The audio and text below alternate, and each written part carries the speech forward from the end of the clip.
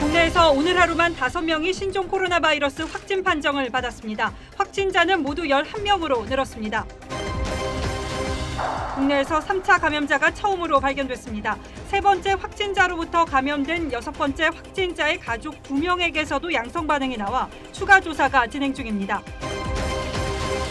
6번째 확진자와 접촉한 딸이 충남 태안의 어린이집 교사로 알려지면서 태안은 불안감에 빠졌습니다. 오늘 아침 전 세계를 통해 1차로 귀국한 우한 교민 368명 가운데 18명이 의심 증상을 보여 병원으로 이송됐습니다. 정부는 오늘 밤 추가로 전 세계를 보내 교민 350여 명을 이송합니다. 중국 내 확진자가 하루 평균 1,000명 가까이 증가하면서 10,000명에 육박했습니다. 결국 세계보건기구가 재논의 끝에 비상사태를 선포했지만 중국으로부터의 이동과 교역을 제한하는 것을 권고하지는 않았습니다. 검찰이 조국 전 장관의 부인 정경심 씨가 내 목표는 강남 빌딩을 매수하는 것이라고 한 문자 메시지를 재판에서 공개했습니다. 경기 양주의 한 가죽 공장에서 폭발 사고가 나 2명이 숨지고 8명이 다쳤습니다. 대형 쇳덩이가 200m를 날아갔고 공장 건물은 뼈대만 남았습니다.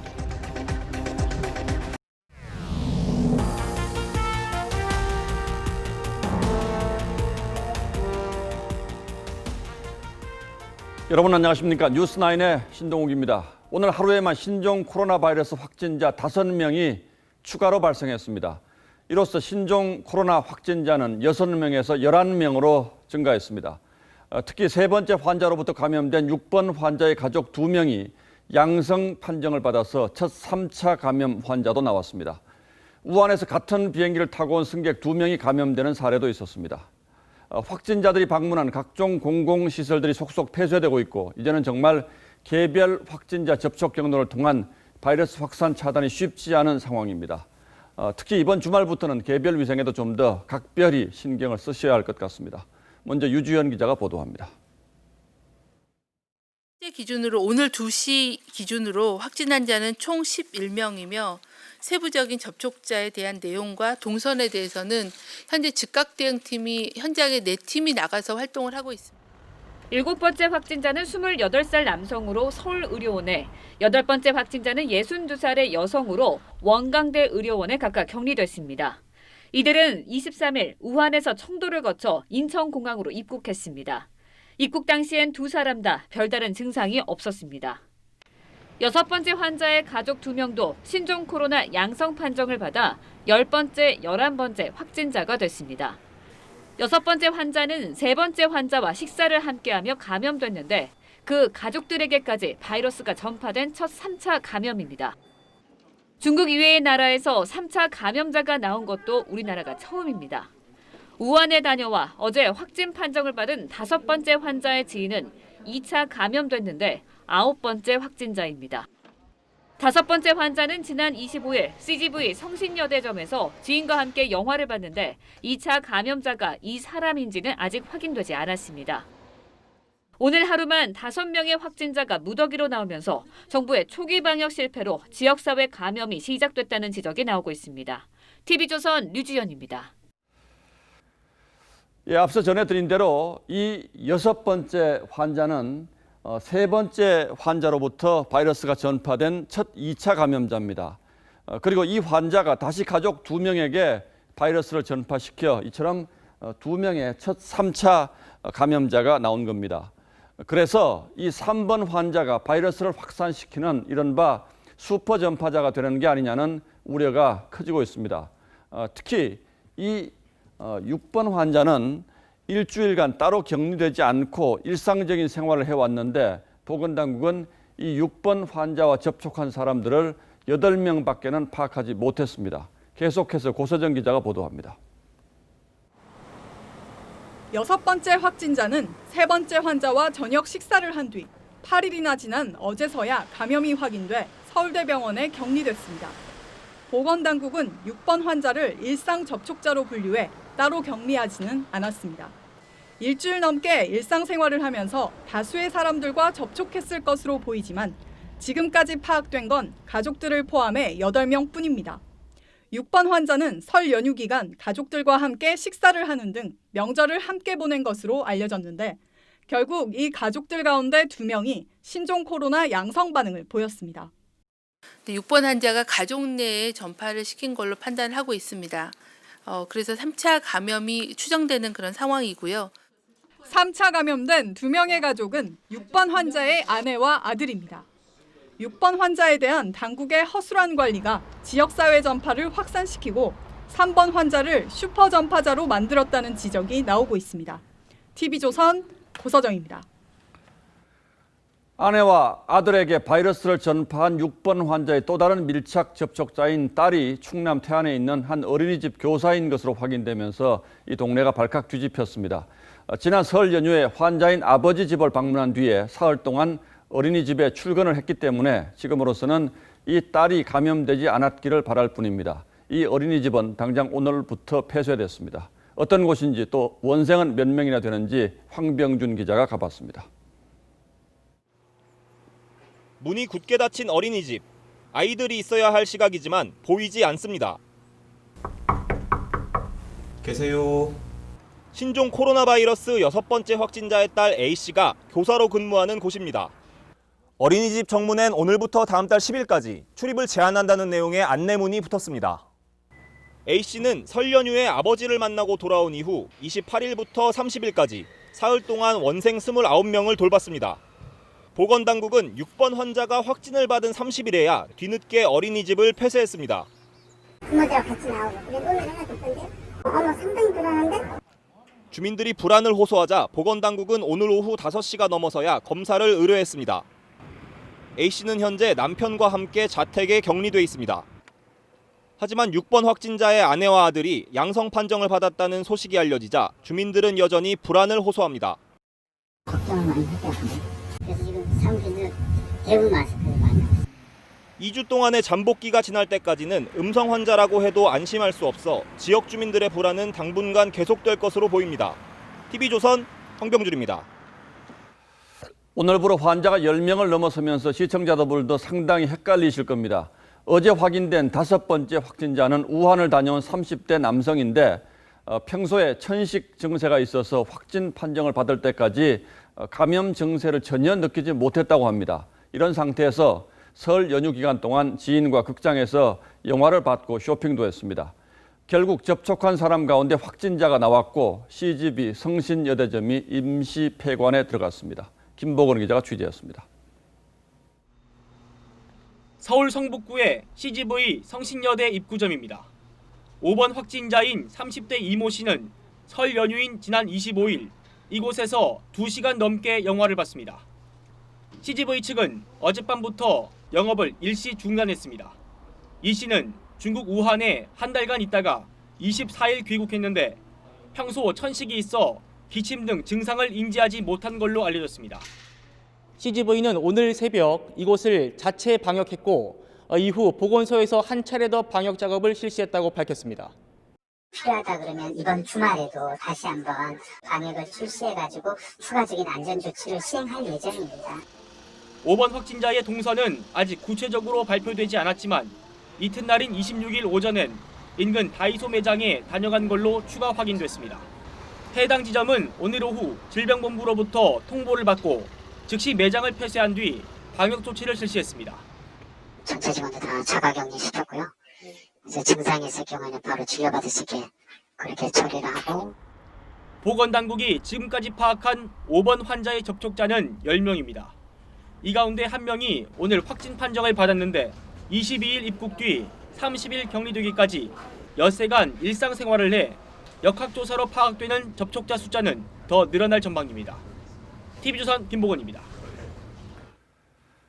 그리고 7번째와 8번째 확진 환자는 지난주 중국 우한에서 청도를 거쳐서 같은 비행기로 입국한 사람들입니다. 동성객 가운데 보통 30명 안팎이 밀접 접촉자로 분류되는데 이들 가까이서 접촉한 사람들은 최대 2배로 늘어날 전망입니다. 이들의 접촉자 가운데는 수원시 어린이집 보육교사도 있어서 휴원에 들어갔고 8번째 환자가 돌아다녔던 마트도 폐쇄됐습니다. 신은석 기자가 취재했습니다.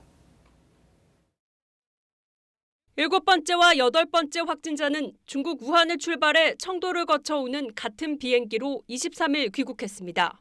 이들의 좌석은 아직 확인되지 않았지만 충분히 떨어져 앉았을 경우 이들이 밀접 접촉한 동승객들은 다른 확진자들보다 최대 2배 많게 됩니다. 보건당국은 아직 밀접 접촉자들을 발표하지는 않았습니다. 다만 7번째 환자의 가족 등 2명을 자가 격리했습니다. 특히 이들 중 1명은 수원시의 한 어린이집 보육교사로 확인됐고 해당 어린이집은 휴원에 들어갔습니다. 긴급히 휴원 조치하고 방역 소독을 실시하였습니다. 앞으로 원아와 교사들을 밀착 관리하고 원광대 병원에 입원한 8번째 확진 환자는 귀국 8일 만인 오늘에서야 확진됐습니다. 수도권 이외 지역에서 나온 첫 확진자인데 그동안 일상생활을 하며 이마트 군산점을 방문한 사실이 확인됐습니다. 해당 마트 역시 문을 닫았습니다. 금일 오후 6시부터 내일까지 영업을 종료하고 철저한 방역을 실시하고 있으며 영업 재개 여부는 안전이 확인된 뒤 판단할 예정입니다. 공공장소를 이용을 하는 걸 최대한 자제해 주시고 자기 증상이 있을 때는 빨리 연락을 해 주시고 보건당국은 이들의 접촉자 등에 대한 역학조사 결과를 신속하게 발표한다는 방침입니다. TV조선 신은서입니다. 보건당국은 3번째 환자와 식사를 한 이 6번째 환자를 놓치면서 결국 3차 감염을 막지 못했습니다. 5번, 7번, 8번 환자는 우한에 다녀온 이력이 있는데 능동 감시를 한다고는 했습니다만 마트나 영화관 등을 돌아다녔습니다. 그리고 7번 환자의 확진은 어제 확인됐지만 오늘에서야 발표했습니다. 이렇듯 정부의 늑장 대응과 초기 방역 실패가 사태를 키우고 있다는 비판이 쏟아지고 있습니다. 계속해서 정은혜 기자가 보도합니다. 질병관리본부는 7번 환자의 신종 코로나 바이러스 감염을 어제 저녁 6시 30분에 확인했습니다. 하지만 발표는 오늘 오전에야 했습니다. 상황 파악을 하러 서울로 보내면서 이 정보에 대한 정리가 좀 지연돼서 저희가 이제 그걸 공개할 시점을 오늘 아침에 같이 브리핑할 때 말씀을 드리려고.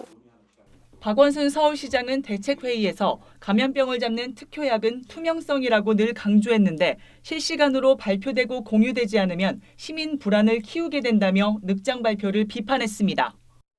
시민들도 확진자들이 이용한 시설은 모두 이름을 공개하라고 요구하고 있습니다. 상호를 정확하게 좀 알려서 주위 사람들이 좀 알고 대처할 수 있도록 좀 해줘야 되지 않겠는가. 6번 환자에서 나타난 밀접 접촉자 분류 실패와 우한 방문 이력자들에 대한 관리 부실 등으로 지역사회 전파가 빨라질 것이란 부정적인 전망도 나오고 있습니다. 보건당국에서 파악하고 있는 환자들 중에서 발생하는 거는 괜찮은데 3차 감염이 오면 통제에서 벗어날 수가 있는 거니까. 추가 확진자가 무더기로 나오자 이들이 접촉한 사람들을 조사하는데 점점 더 많은 시간이 걸리고 있는 점도 신속한 대처가 안 되는 문제로 지적되고 있습니다. TV조선 정은혜입니다. 이런 가운데 신종 코로나 바이러스의 발원지인 우한 교민 368명이 오늘 새벽 1차로 귀국했습니다. 한 명은 최종 검역 과정에서 고열이 감지돼 비행기에 오르지 못했습니다. 공포의 도시 우한을 떠나 귀국하기까지의 과정은 그야말로 영화 같았습니다. 임서인 기자가 자세히 설명합니다. 차 트렁크에 짐을 가득 싣고 우한 테너공항을 향하는 길. 고속도로는 텅 비었습니다. 차가 아무것도 없죠. 사람도 없고 저희 차밖에 없어요. 저희 차가. 유령 도시가 된 우한 탈출은 긴장의 연속이었습니다. 저녁 7시에 도착한 집결지엔 방역복으로 전신을 감싼 버스 기사가 교민들을 기다렸고 후드와 마스크로 온몸을 싸맨 교민들은 말없이 버스에 올랐습니다. 그래서 마스크는 꼭 써주시고 장갑 있으신 분은 장갑 꼭 써주시고. 밤 9시쯤 도착한 공항에선 까다로운 검역을 받아야 했습니다. 터미널 입구에선 중국 당국이 한 차례 체온을 쟀고 출국 심사를 하며 다시 체온을 측정했습니다. 탑승 게이트 앞에선 우리 검역 당국도 체온을 체크해 3차례 검역을 통과한 사람만 비행기에 올랐습니다. 중국 측 2차 측정에서 고열이 감지된 한 명은 결국 탑승하지 못했습니다. 공항에 도착한 지 8시간여 만인 새벽 5시, 전세기가 활주로를 벗어났지만 긴장은 계속됐습니다. 승객과 승무원 모두 마스크를 착용한 채 2시간 동안의 침묵이 흐른 뒤에야 김포공항에 도착했습니다. 한국에 언제 갈 수 있을까라는 막연한 불안감 이런 것들이 있었는데 이제 한국에 와서 2주일 동안 격리를 이제 하고 나면 이제 안전하게 집에 갈 수 있다라는 이제 기한이 생긴 거잖아요. 18명은 도착 후에 의심 증세가 발견돼 병원에 입원했습니다. 나머지 350명은 아산과 진천의 격리시설에 도착한 뒤에야 긴장의 끈을 놓을 수 있었습니다. TV조선 임서인입니다. 자, 이렇게 오늘 국내로 이송된 우한 교민 가운데 18명은 감염 의심 증세를 보여서 일단 격리병동에 입원했습니다. 이분들이 지금 어떤 상태인지 취재기자 연결해서 자세히 물어보죠. 자, 이채림 기자. 네, 국립중앙의료원에 나와 있습니다. 거기는 지금 몇 명이나 입원해 있습니까? 네, 이곳에는 오늘 입국한 교민 가운데 14명이 입원해 있고 이외 4명은 중앙대병원으로 이송됐습니다. 이 병원에서는 출입자들의 체온을 재고 이 외부에 선별 진료소까지 준비해서 각별히 방역에 신경을 쓰고 있는 모양새입니다. 오늘 입국한 이들은 모두 음압병실에 격리돼 있습니다. 걸어서 병실에 들어갈 정도로 외관상으로는 상태가 양호한 것으로 알려졌습니다. 입원한 뒤에는 타액과 혈액 등 검체를 채취해 보건당국에 보냈습니다. 검사 시간이 6시간으로 단축된 만큼 이르면 오늘 밤 결과가 나올 것으로 예상됩니다. 음성 판정을 받게 되면 남은 격리 기간 동안 다른 교민들이 격리된 시설로 이송되지만 확진 판정을 받을 경우 입원 기간이 길어집니다. 현재 전국의 국가지정 격리병상은 130병상뿐이어서 확진자가 계속 늘어날 경우 병실 부족 사태가 벌어질 가능성도 있습니다. 국립중앙의료원은 보건당국이 심각 단계를 선포하면 입원 중인 다른 환자들을 모두 전원시키고 신종 코로나 바이러스 환자만을 전담하는 병원으로 전환할 계획입니다. 지금까지 국립중앙의료원에서 TV조선 이채리입니다.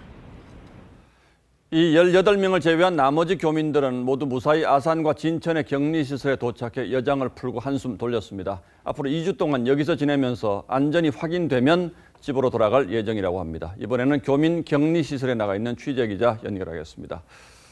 자, 김다로 기자. 네, 충북 진천 공무원 인재개발원에 나와 있습니다. 어제까지만 해도 주민들의 반발이 아주 심했었는데 교민들이 별 문제 없이 잘 들어갔습니까? 네, 우한 교민들은 오늘 낮 진천과 아산 격리시설에 도착했습니다. 버스 34대를 나눠 타고 아산에 200명, 진천에 150명이 입소했습니다. 경찰은 진입로에 길이 500m에 이르는 버스 차벽을 설치했는데 우려했던 충돌 사태는 다행히 없었습니다. 교민들이 탄 버스 운전사와 조수석 탑승자는 흰색 감염 방지복에 마스크를 쓴 상태였습니다. 일부 교민은 마스크를 쓴 채 창밖을 살피기도 했습니다. 교민을 태운 버스는 정문에서 차량 소독을 거친 뒤 시설 안으로 들어갔습니다. 자, 이 교민들은 앞으로 어떻게 생활을 하게 됩니까? 네, 교민들이 입소한 지 이제 8시간이 지났습니다. 입소한 교민들은 개별 소독을 거친 뒤 방을 배정받아 짐을 풀었습니다. 교민들에게는 감염 예방을 위해 1인 1실을 배정했습니다. 특별한 사정이 없는 한 화장실과 샤워실을 갖춘 방 안에서만 생활해야 합니다. 하지만 보호가 필요한 12살 미만 어린이는 가족과 같은 방을 사용할 수 있습니다. 외부와의 접촉은 전면 금지됩니다. 외출이나 면회도 할 수 없고 하루 3끼 식사도 모두 도시락으로 지급됩니다. 교민들이 쓴 생활 폐기물도 별도 처리합니다. 격리시설 안에는 방호복을 입은 의료진과 경찰, 미화원 등 148명이 상주하면서 교민들을 살필 예정입니다. 정부는 앞으로 14일 동안 특별한 증상이 없는 교민은 보건교육을 거쳐 귀가시킬 예정입니다.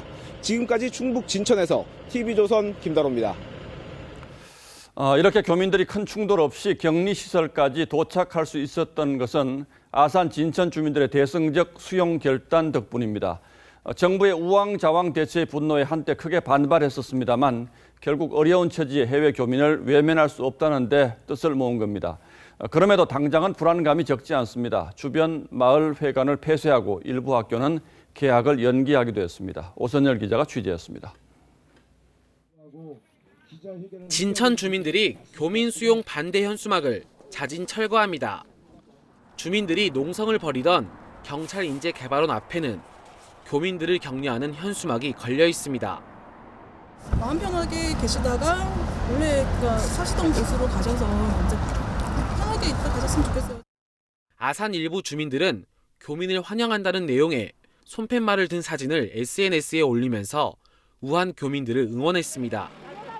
하지만 주민들은 일방적으로 수용시설을 결정한 정부 정책에 여전히 불만입니다. 정부 차원에서 지금 일관성 없게 행정 처리를 하고 밀어붙이기로 해가지고 진천 여기 주민들한테는 안전한 대책을 하나 강구 없이 이렇게 하는 거예요. 방역에 대한 걱정도 사라지지 않았습니다. 아산 격리시설과 1km 떨어진 한 마을에선 주민들이 모이면 감염 가능성이 높아진다면서 마을회관을 폐쇄했습니다.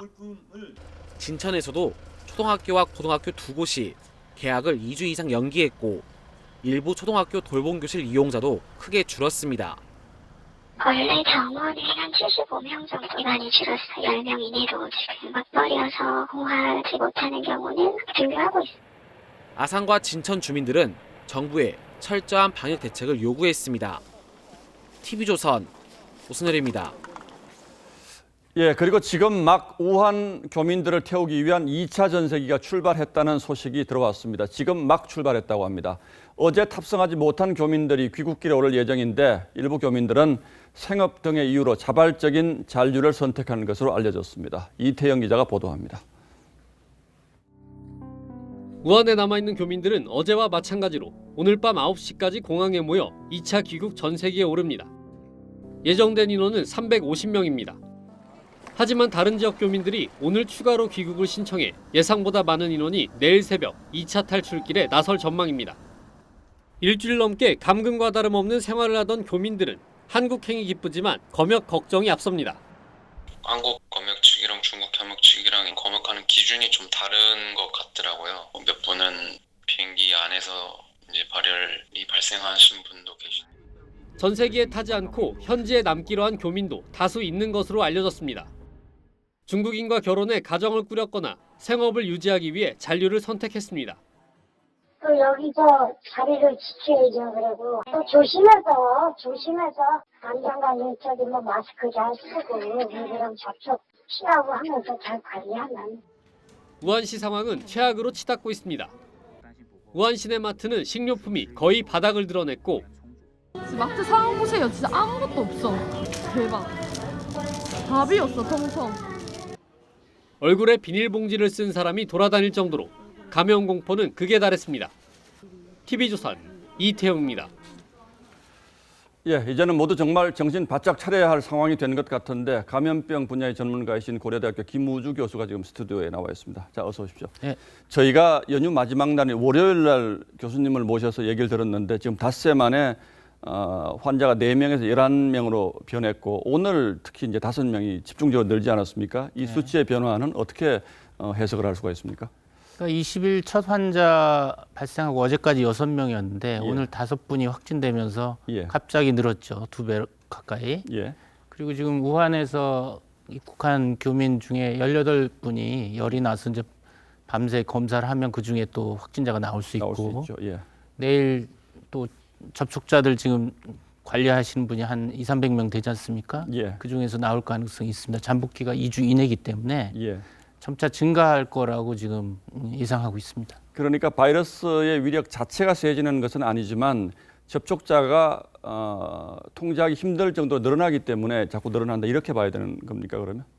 바이러스는 지금 사스급으로 이제 전파력이 높고 지금 문제는 우리가 이제 공항 검역이나 또 뭐 사례정이라든지 또 우리가 접촉자를 뭐 밀접 접촉자로 해서 자가격리를 해야 되는데 일상으로 해서 능동 감시를 하면서 많은 접촉자가 생겨서 또 생기는 이 방역의 빈틈들이 자꾸 생기면서 거기서 안 생겨도 될 2차, 3차 환자가 지금 오늘 또 3차 환자 2분이 생겼지 않습니까? 예방 가능한 환자들이 생긴다는 것이 방역에 틈이 있다라는 걸 지금 얘기하고 있어서 방역을 좀 더 지금 다시 촘촘하게 사례정이라든지 밀접 접촉자 정이라든지 좀 더 폭을 넓혀서 일상 접촉이 아니라 밀접 접촉으로 하고 능동 감시가 아니라 자가 격리를 해서 그렇게 하면 접촉자 수도 줄고 2, 3차 감염자 수도 줄게 되겠죠. 자, 그러나 어쨌든 닷새 전에 정부가 이제 경계 상태로 등급을 올렸는데 그거 좀 그대로 유지하고 있지 않습니까? 지금 상태는 공식적으로는 같은 걸로 판단을 하고 있는 겁니까? 그렇다면? 그렇죠. 예, 제가 뭐 경계 단계로 올렸을 때도 경계 단계에서 실질적인 실효적인 내용들이 좀 부족하다. 몇 가지 조치는 나왔지만은 사례 정의에서 빠지는 부분. 예를 들어서 지금 사례 정의에 의하면 중국 후베이성 2해에서 폐렴으로 오는 환자는 조사 대상 유상사로 걸러집니다. 추적이 되는데 열과 호흡기 증상만 있는 폐렴까지 안 간 환자는 지금 감시가 안 되고 있습니다. 그러니까 지금 발견된 환자들은 그나마 보건당국에서 감시하에서 추적이 돼서 환자가 나온 건데 이런 상황에서도 환자가 이렇게 늘고 있는데 지금 감시가 안 되고 있는. 뭐 일례로 이제 우한에서 입국한 그 14일 이내 잠복기 환자들 전수 조사를 하자고 그랬는데 지금 내국인 중 35%가 추적이 안 되지 않습니까? 여기서 또 지역사회에서 전파하고 있는데 우리 이거 놓치고 있을 수 있다는 거죠. 그러니까 어떤 경로로 감염됐는지를 아주 정밀하게 이제 교수님 사례 정의라고 표현하시는 부분 정밀하게 분류를 해서 어떤 방식으로 전파를 차단해야 되는지 정부의 구체적인 대책이 있어야 되는데 지금 그게 좀 아쉽다 이런 말씀이신가요? 그렇죠. 사례 정의가 28일경에 이제 그렇게 정의가 됐으면 중국의 발생 상황이 지금 10,000명을 넘어가고 사망자도 200명이 넘고 후베이성 이에 여러 베이징, 뭐 충칭 거대 도시에서 환자들이 폭발적으로 발생하는데 이 지역이 포함이 되든지 해서 좀 사례 정의도 유연하게 바뀌어야 되는 거죠. 이거 신종감염병은 시시각각으로 바뀌기 때문에 거기에 대응도 우리가 시시각각으로 대응해야 된다는 얘기죠. 그럼 예를 들어서 저희가 지금 우한에서 들어오는 항공기는 집중적으로 저희가 감시를 하고 있습니다만은 지금 뭐 청도를 거쳐서 들어오는 분들도 있고 환자 가운데 중국 전역에서 입국자가 들어오는데 지금 현실적으로 다 이분들을 통제하기는 어렵지 않습니까? 어떻게 보십니까? 그러니까 지금 문제는 진단 키트가 충분히 확보 안 돼서 이제 못하는 부분도 있었는데 오늘 이제 한 번에 확진하는 진단키트 RT-PCR이 이제 확립해서 배포된다고 하니까 우리가 좀 한 번에 그걸 좀 기대를 해볼 수가 있는데 어쨌든 환자 발생을 줄이는 게 총력 대응을 해야 되는 부분인데 그런 부분에 모든 역량을 뭐 비용이든 인력이든 지금 이 역학조사나 추적도 자꾸 시간이 늦어집니다. 그 초기에 첫 번째, 두 번째 환자는 거의 실시간으로 하루 이내 확진이 나왔었는데 지금 확진이 늦어지고 역학조사 결과 자료도 늦어지고 있는 거는 그만큼 질병관리본부나 방역요원이 지쳤고 역량에 지금 한계가 왔다라는 의미이기도 하고 일견 거기에 많은 인적 자원을 더 투자해서 빠르게 확진되고 역학조사 결과 나와야 되겠죠. 벌써 한계에 다다랐다면 상당히 걱정인데 지금 중국 내에서는 뭐 4월이 절정일 것이다 이런 얘기도 나오지 않습니까? 지금 그렇다면 우리도 어쨌든 중국이 진정이 돼야지 따라서 진정되는 걸로 보시는 겁니까 그러면? 그렇죠. 이제 중국이 워낙 지금 폭발적으로 환자 발생이 있고 계속 입국자가 있기 때문에 우리는 영향을 받을 수밖에 없습니다. 물론 중국의 질병관리본부장은 10일 내에 정점을 찍고 감소될 것이라고 했고 반면에 홍콩 대학의 연구진들은 모델링을 해보니까 4월이 정점이라고 하는 이견은 있지만 지금 중국에서 발생하는 상황을 보면 10일 내에 정점을 찍고 감소할 거라는 근거가 별로 없습니다.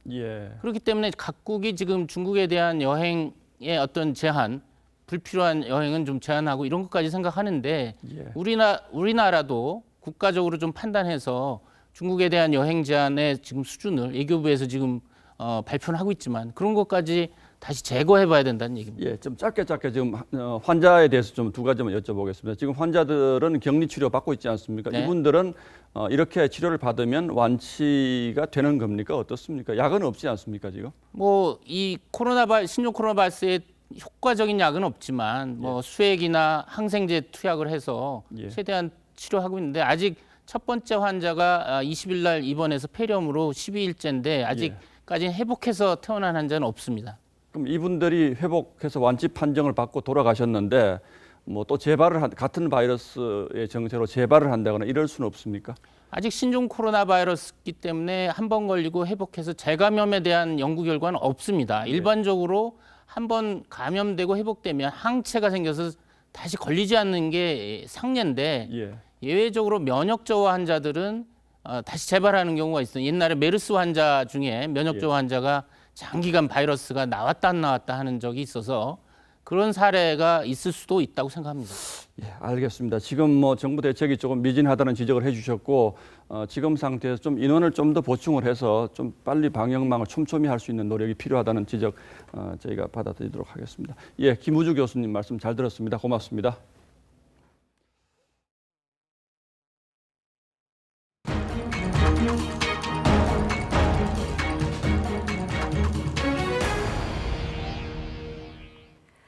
바이러스 확산 우려 속에 최일선에서 감염을 저지해야 할 지방자치단체가 우왕좌왕하는 모습입니다.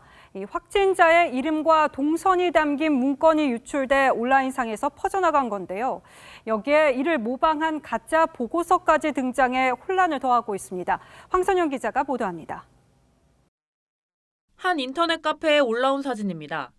신종 코로나 바이러스 확진자 접촉자 관련 보고라는 자료로 서울시 성북구청에서 유출됐습니다. 확진자와 접촉자의 이름 일부 등 개인정보는 물론 영화를 본 내역도 자세히 적혀 있습니다. 페이스북에 의심 환자를 검색해 보겠습니다. 이렇게 의심 환자의 신고 경위와 보건소 조치 사항이 담긴 보고서가 뜹니다. 공공기관 보고서를 거의 똑같이 만든 가짜 문서도 유포됐습니다. 확진자의 이름과 증세 검사 과정이 날짜별로 자세히 적혀 있지만 확인해보니 모두 거짓이었습니다. 가짜예요. 분당에 확진자 없다는 것만 누군가 지금 허위사실 유포한 것 같아서 시 쪽에서 법적으로 대응한다고. 시민들이 원하는 충분한 정보를 정부가 제공하지 않아서 가짜 뉴스가 퍼진다는 분석도 나옵니다. 정보가 부족하기 때문에 그런 일이 오는 거예요. 정부가 국민들이 알아야 될 내용에 대해서는 수시로 정확한 정보를 계속 제공해 줘야 됩니다. 보건당국은 개인정보가 지속적으로 유출되고 있는 상황을 엄중하게 생각한다며 경찰에 수사를 의뢰했습니다. TV조선 황선영입니다. 네, 앞서 보신 가짜뉴스에 대해 문재인 대통령은 중대 범죄라 했고 여당인 민주당도 강력 대응하겠다는 입장인데요. 이런 상황에서 민주당 이해찬 대표가 국내 첫 2차 감염자인 6번째 확진자 직업을 보건소 근무자라고 말했다가 착각에 의한 실수였다고 정정해 논란입니다. 연일 가짜 뉴스를 잡겠다고 강조하던 여당의 대표가 잘못된 정보를 말한 셈인데 야당에서는 이 대표가 민주당의 엑스맨이라는 비판이 나왔습니다. 조덕현 기자입니다. 이해찬 대표가 신종 코로나 바이러스 확산 방지 대책을 강조하다 3번 확진자로부터 2차 감염된 6번 확진자가 보건소 근무자라고 말했습니다. 보건소에 근무하시는 그 분야에 종사하시는 분이 감염이 됐기 때문에 아직은 전반적으로 확산됐다고 보기는 어렵습니다. 홍익표 수석 대변인도 통제가 잘 되고 있다는 의미라고 부연했지만 1시간 뒤 민주당은 6번 확진자가 보건소 근무자란 발언은 착각에 의한 실수라고 정정했습니다. 보건소 근무자가 환자를 다루는 과정에서 감염됐더라도 큰 문제가 되는데 여당 대표가 무책임하게 사실과 다른 내용을 발언했다는 비판이 쏟아졌습니다. 우한 폐렴 사태를 좀 축소시키고 싶어 하는 그러한 의중이 자신도 모르게 이렇게 반영된 것이다. 특히 이 대표는 연일 가짜뉴스 근절을 주장해왔습니다. 과도하게 불안을 부추기거나 불확실한 가짜뉴스에 속지 않으시길 바랍니다. 일부 악덕한 사람들이 가짜뉴스와 혐오를 부추기고 철저히 방지를 해야 될. 바른미래당은 망원 바이러스 확진자라고 했고 새로운 보수당은 이 대표가 민주당의 엑스맨이라고 꼬집었습니다. TV조선 조덕현입니다. 일부 판매업자들이 마스크 가격을 올려 폭리를 취하는 일이 벌어지자 정부가 대대적인 합동 점검에 나섰는데요. 주소를 잘못 알아서 허탕치는가 하면은 가격을 오인하는 등 우왕좌왕하는 모습을 보였습니다. 이런 가운데 중국의 한 지방정부는 한국산 마스크 공수를 위해서 아예 한국 공장과 직접 계약에 나섰습니다. 권용민 기자입니다. 마스크 판매업체를 점검한다며 이사전 주소를 찾아가 허탕을 칩니다. 이번엔 마스크를 비싸게 파는 곳이 있다며 자전거 용품점에 들이닥칩니다. 2만 원 정도 하는 필터 교체형 고급 마스크를 두고 가격 폭리로 오인한 겁니다. 시장 교란 행위를 막겠다며 식약처와 공정위, 국세청 등이 마스크 유통 합동 점검에 나섰지만 첫날부터 우왕좌왕하는 모습만 보였습니다. 마스크 품귀 우려가 커지는 가운데 중국 지방정부는 한국산 마스크 구하기 총력전에 나섰습니다. 전직 주중 외교관이나 한인회 등의 도움을 요청하고 나섰지만 일부 유통업자들이 가격을 올려대는 통에 구입에 어려움을 겪는 것으로 전해집니다. 급하게 100만 개를 적으로 방호복도 막 수만 벌을 좀 구해줄 수 있겠냐는 얘기도 있고 하나에 예를 들면 1,000원 하던 거를 지금 3,000원, 4,000원을 달라고 그래요. 결국 중국의 한 지방정부는 직접 국내 마스크 생산 공장과 100만 개 구매 계약을 진행 중입니다. 우리 교민들도 지금 마스크가 없어가지고 일부는 자동틀에 면 티셔츠를 갖다 잘라서 이제 뭐 하는 그런 경우도 발생이 돼요. 고용노동부는 공급난 해소를 위해 마스크 제조업체에 주 52시간 초과 특별 연장 근로를 허용했습니다. TV조선 권용민입니다. 지난 10일 동안 중국 내 신종 코로나 바이러스 확진자 증가 추이입니다. 지난 20일만 해도 300명 채 안 되던 확진자가 10일 사이에 10,000명을 육박합니다. 결국 세계보건기구가 제 논의 끝에 비상사태를 선포했습니다. 다만 발원지인 중국으로부터의 이동과 교역을 제한하는 것을 권고하지는 않았습니다. 바이러스 확산과 예방엔 여전히 한계가 있는 겁니다. 게다가 전 세계 21개 국가에서 확진자가 나온 뒤에야 비상사태가 선포돼 늑장 대응, 친중 행보라는 지적이 나옵니다. 박소영 기자가 보도합니다. 신종 코로나 바이러스가 빠르게 확산하자 WHO가 국제 비상사태를 선포했습니다. Unanimously concluded that it was now time to suggest to the DG of WHO that the novel coronavirus outbreak is a public health emergency of 취약국가 의료 지원이 확대되고 중국 등 발원지 조사도 강화됩니다. WHO는 여행과 교역까지 막지는 않는다고 밝혔습니다. 하지만 2차 감염으로 중국 이외 확진자가 급증하는데도 WHO가 중국 눈치를 보느라 늑장 대응했다는 비판은 피하기 어려워 보입니다.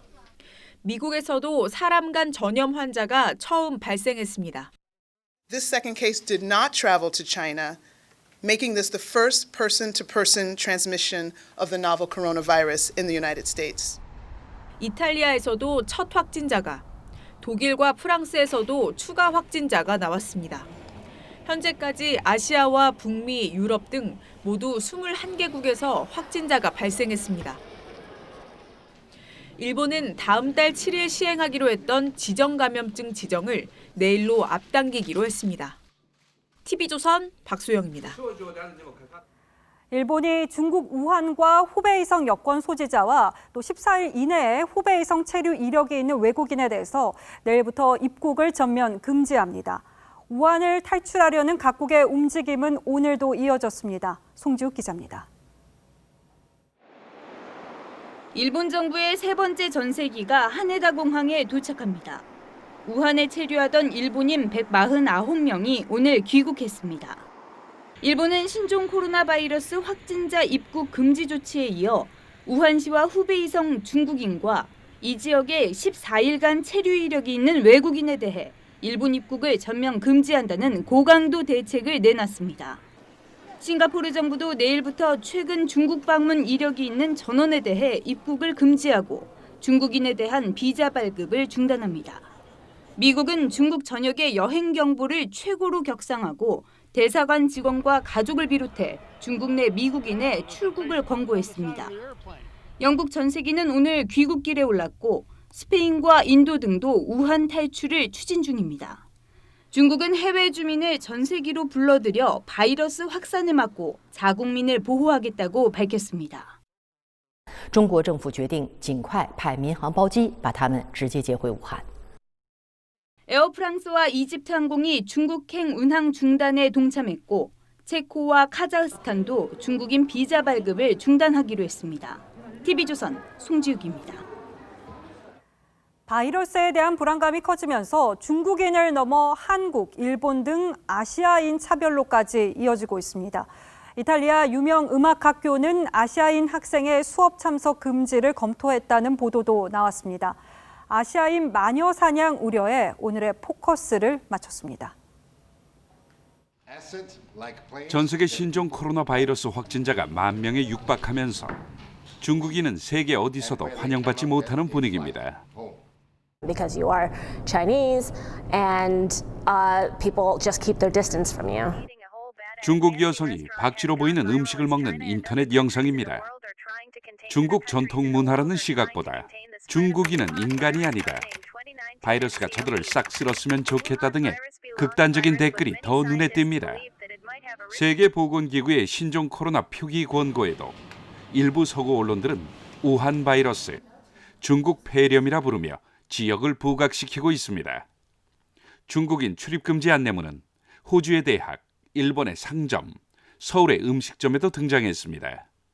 중국 사람들 많이 솔직히 한국 사람 저렇게 보이어. 중국인 차별은 아시아인 전체에 대한 차별로 번지는 분위기입니다. 500년 역사의 이탈리아 체첼리아 음악원이 동양계 학생 80여 명의 수업 금지 방침을 검토했다고 현지 언론이 보도했습니다. 한 한국 학생은 수업을 듣게 해달라고 눈물로 호소했다고 전해집니다. 한 프랑스 언론은 신종 코로나 사태를 동양인 비하가 담긴 황색 경보령이라고 보도했습니다. 프랑스 택시기사가 동양인 탑승을 거부하고 부모들이 동양인 근처에 가지 말라고 아이들을 가르치고 거리 사람들이 나를 피해 다닌다는 베트남 여성까지 SNS엔 동양인 차별담이 쏟아집니다. 10살 정도 되는 꼬마애들이 모여가지고 저를 보면서 수근닥 거리면서 되게 약간 이렇게 피하는 거예요. 저를 가리키면서 코로나 바이러스. 동양인들은 차별에 맞서 나는 바이러스가 아니라는 푯말을 들기 시작했습니다. 이렇게 반아시아 정서가 확산된 데는 불신을 자초한 중국 당국의 대처도 한몫했다는 지적입니다. 중국은 신종 코로나 발병 19일 뒤에야 이를 공식 발표했고 사람 간 전염을 부인해오다 의료진 15명이 감염되고 나서야 이를 시인했습니다. 은폐 축소 의혹에 이어 최근 각국의 전세기 이송 과정에서도 비협조적이란 비판을 받았죠.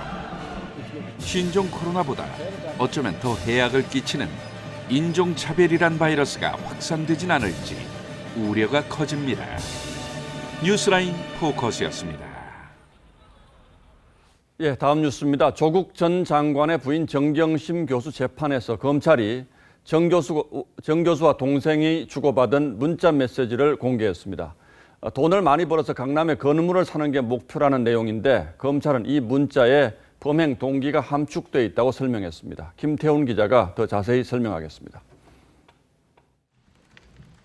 조국 전 장관이 청와대 민정수석으로 취임한 직후인 2017년 7월 7일 이해 충돌을 피하기 위해 갖고 있던 주식을 팔거나 대리인에게 맡겨야 하는 과정에서 부인 정경심 교수는 사모펀드 투자 논의에 들어갔다는 게 검찰 수사 결과입니다. 검찰은 오늘 열린 2차 공판에서 당시 정 교수가 보안 메신저인 텔레그램으로 동생과 나눈 메시지를 범행 동기로 제시했습니다. 정 교수가 동생에게 앞으로 10년 벌어서 애들 독립시키고 남은 세월 잘 살고 싶다며 내 투자 목표는 강남에 건물을 사는 것이라는 취지로 문자를 보냈다는 겁니다. 검찰은 정 교수가 고수익을 쫓기 위해 지난해 초 한일 무역 분쟁 중 반일 테마주를 골라 사들였다고도 했습니다. 조 전 장관 부부가 상속 문제를 논의한 문자 메시지도 공개됐습니다. 2017년 6월 민정수석이던 조 전 장관이 이번 기회에 아들도 5천만 원 상속하면 어때라고 묻자 정 교수가 그 사이에 청문회 나갈 일 없지라고 되묻는 내용이었습니다.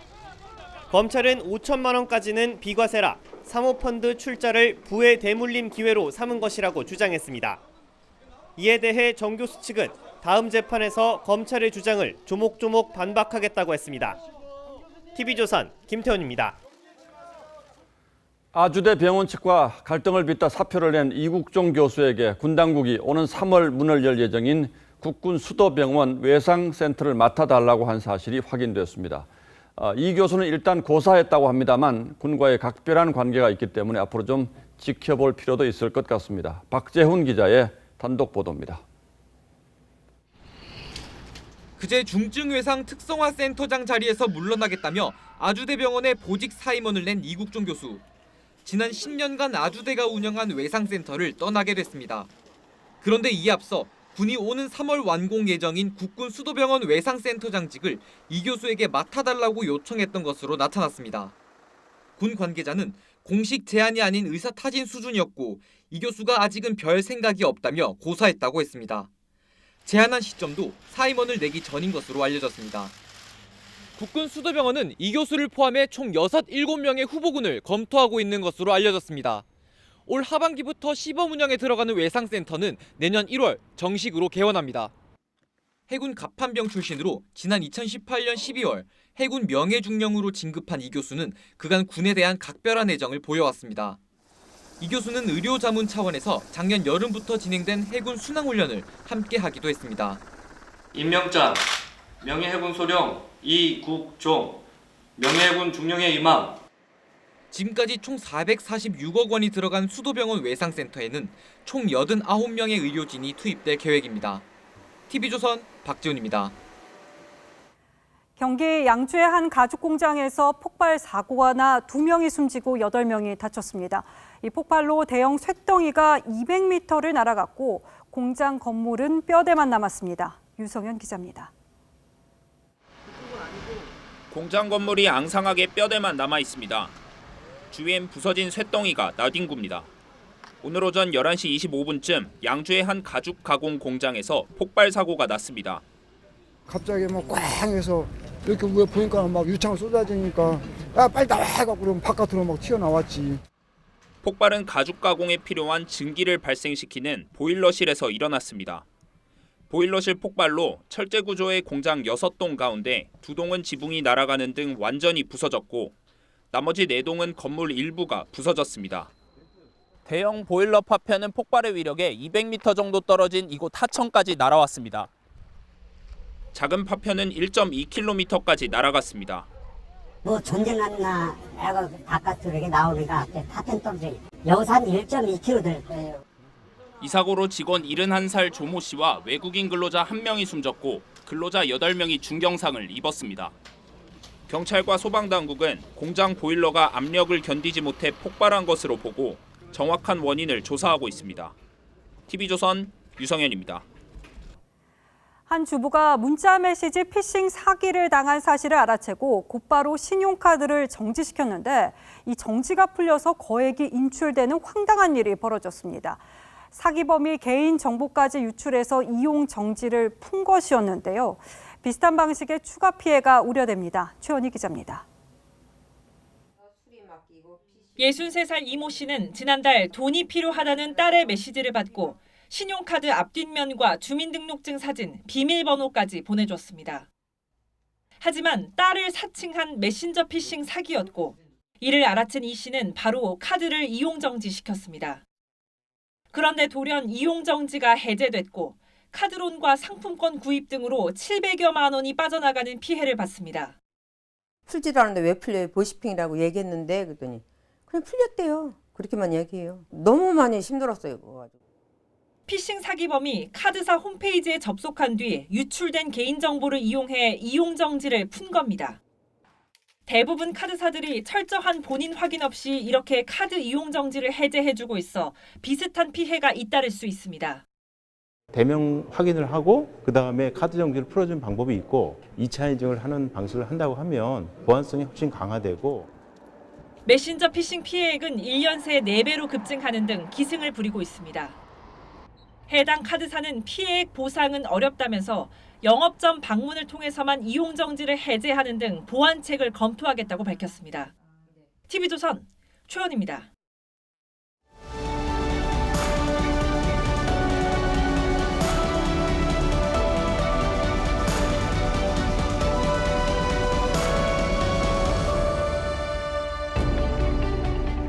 오바마 대통령은 가볍게 주먹을 마주치는 이 인사를 즐겼습니다. 권투 선수들이 경기를 시작하면서 글러브를 마주치는 데서 시작해 스포츠계에 퍼진 것을 오바마가 널리 유행시켰죠. 친근하고 격이 없어 보이는 인사법이지만 장점이 또 하나 있습니다. 악수보다 훨씬 위생적이라는 겁니다. 실제로 손바닥을 마주치는 하이파이브는 세균 감염이 악수의 절반이고 이 주먹치기는 20분의 1밖에 되지 않는다고 합니다. 그런 오바마도 신종플루가 유행할 때는 더 안전하게 팔꿈치를 대는 인사를 하고 다녔습니다. 2014년 반기문 유엔 사무총장이 에볼라 바이러스가 창궐한 아프리카를 방문했을 때 모습도 보시죠. 가슴에 손을 얹는 인사와 팔꿈치 인사를 주고받습니다. 그는 돌아와서도 3주 동안 팔꿈치 인사만 했습니다. 에볼라 지역 방문자는 잠복기에 악수를 하지 말라는 WHO 지침을 따른 것입니다. 지도자들이 이렇듯 인사 하나에도 신경 써서 하는 것은 신종 바이러스가 일상에서 다른 사람에게 전염되는 2차 감염의 무서움이 얼마나 큰지를 잘 알기 때문입니다. 우리 메르스 사태도 그런 생활 감염을 막는 데 실패하면서 걷잡을 수 없이 번졌던 겁니다. 국내에서 처음 발생한 신종 코로나 2차 감염자가 일주일 동안 마음대로 돌아다녔던 것으로 드러났습니다. 확진자와 1m 이내에서 1시간 반 동안 함께 불고기를 먹었는데도 격리할 필요가 없는 접촉자로 분류했기 때문입니다. 이렇게 초기부터 방역에 구멍이 뚫리면서 우려했던 3차 감염자까지 2명이나 나왔습니다. 그뿐이 아니죠. 정부가 갈팡질팡하며 국민 신뢰를 무너뜨리고 불안을 부추기는데 앞장서고 있다는 비판까지 나오고 있습니다. 우한 전세기 편수와 시간, 정상자 포함 여부를 놓고는 우왕좌왕, 교민 격리 수용 장소는 허둥지둥, 방역 사령탑이 불분명한 엇박자는 중구난방, 책임 떠넘기기는 오락가락입니다. 가히 범정부 차원의 불안감 조장이라고 해도 지나치지 않을 정도입니다. 특히 귀국 교민 수용 도시는 별다른 설명도 없이 곧바로 뒤집어서 주민들의 반발을 자초했습니다. 해당 지역 국회의원들이 어느 당 소속이냐는 논란이 나와도 할 말이 없게 됐죠. 경복궁 타령은 대원군이 서둘러 경복궁을 중건하면서 벌어진 소동을 꼬집었습니다.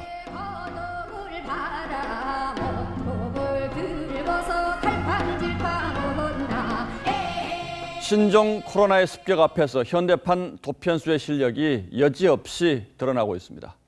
1월 31일 앵커의 시선은 허둥지둥, 우왕좌왕, 갈팡질팡이었습니다.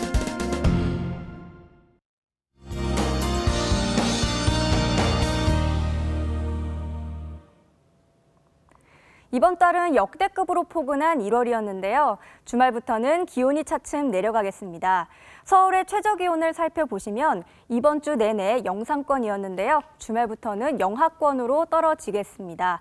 그동안 워낙 기온이 높았기 때문에 상대적으로 더 춥게 느껴질 수 있습니다. 또 내일 낮부터는 미세먼지가 유입돼 주말 동안 공기가 좋지 않겠습니다. 마스크가 여러모로 도움이 되겠는데요.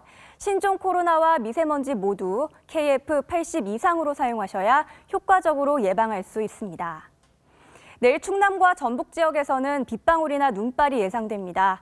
아침 최저기온은 서울과 청주가 영하 2도를 보이겠고요. 한낮 기온은 서울 7도, 강릉과 대구가 9도가 되겠습니다. 다음 주에는 서울이 영하 8도까지 떨어지는 등 더 추워지겠습니다. 날씨였습니다. 예, 올해도 벌써 한 달이 지났습니다. 1월 31일 뉴스9는 여기서 모두 마치겠습니다. 네, 시청해주신 여러분 고맙습니다.